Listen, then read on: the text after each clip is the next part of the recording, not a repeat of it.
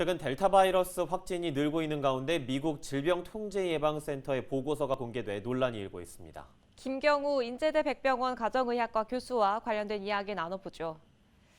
교수님, 먼저 이 델타 변이로 인한 확진자가 코로나19 전체 확진자 중에서 어느 정도의 비중을 차지하고 있습니까? 네, 최근 주간 변이 바이러스 분석 결과 추이를 보게 되면 지난 한 달 전까지만 해도 9.9%를 차지하다가 지난주에는 48%를 차지할 정도로 빠르게 증가하고 있는데요. 아마도 이미 과반을 초과해서 6, 70%까지 차지하면서 대부분의 발생 유행을 차지하게 될 것으로 좀 우려가 되고요. 빠른 전파 속도와 높은 감염력의 특성을 가지는 감염 양상으로 앞으로 우리 코로나19 국내 유행을 주도해 나갈 것으로 좀 우려가 되는 상황입니다. 이 델타 변이의 증상이 감기, 냉방병과 비슷하다라고 하는데 주요 증상 좀 알려주시죠. 네, 우선 델타 변이와 또 다른 코로나 바이러스와는 어떤 특별한 증상의 차이는 아직 많이 알려진 것은 없고요.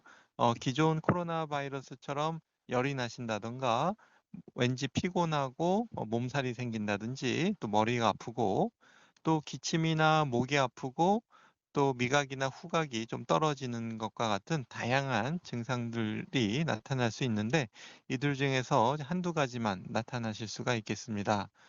따라서 이러한 유사한 증상들을 나타낼 수 있는 우리가 흔한 감기라든가 냉방병, 또 열이 나는 열사병, 또 알레르기 천식과 같은 다양한 질환과 증상만으로는 감별하기가 매우 어렵기 때문에 냉방병이 의심되신다고 하시더라도 그냥 넘기지 마시고 일단 코로나19 바이러스 감염증이 아닌지 PCR 검사부터 먼저 꼭 받아보시는 것이 중요하겠습니다. 네, 점점 더 파악하기도 어렵고 또 전파도 빨라지는 것 같아서 상황이 참 좋지 않은 것 같은데 이 델타 변이의 전파력이 수도만큼 빠르다는 미국 질병통제예방센터 내부 문건이 공개되면서 참 두려움이 커지고 있는데요. 이 정도 전파력이라 한다면 어느 정도의 전염력이라고 볼 수 있습니까? 네, 미국 매사추세츠주에서 집단 감염이 있었는데요.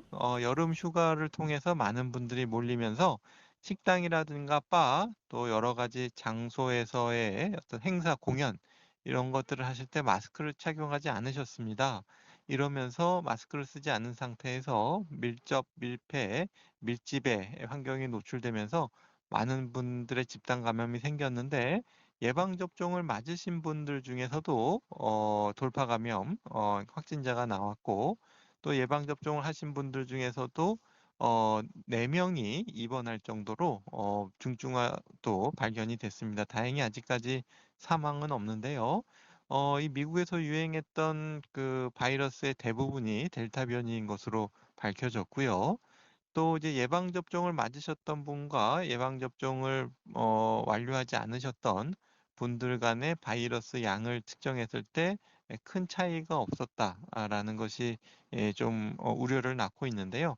다만 이번 연구에서는 우리가 바이러스 양이라는 것은 감염에 노출되고 감염 시기 경과에 따라서 차이가 많이 나기 때문에 그리고 우리가 백신 접종을 하셨다고 해도 100% 예방 효과가 있는 건 아니기 때문에 일부 감염이 돌파 감염이 생길 수 있는 부분이 있기 때문에 아직까지 우리가 백신의 효과, 특히 2차 접종을 완료하셨을 경우에는 충분히 우리가 예방 효과가 있다라고 봐야 될 것 같고요.